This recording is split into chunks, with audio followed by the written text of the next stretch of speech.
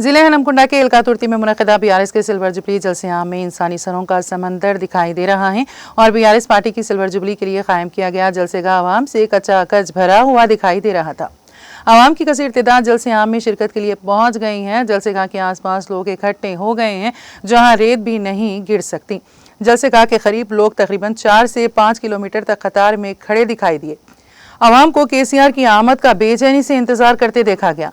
BRS के सरबराह के Chandrashekhar Rao helicopter के जरिए जो ही इल्कातुर्ती पहुंचे, हेलीपैड पर रुकने असेंबली जनगांव पल्ला राजेश्वर रेड्डी और दीगर बीआरएस कायदीन ने केसीआर का शानदार इस्तकबाल किया। केसीआर के हमरा हेलीकॉप्टर में साबिक एमपी जे संतोष कुमार भी मौजूद थे। केसीआर ने हेलीकॉप्टर से उतरने के बाद कार के जरिए जलसेगाह पहुंचे, जहां पर केसीआर को देखने के लिए आवाम का हुजूम मंजर था। जो ही केसीआर जलसेगाह पहुंचे, आवाम ने जय केसीआर और जय तेलंगाना के नारे लगाकर उनका शानदार इस्तकबाल किया।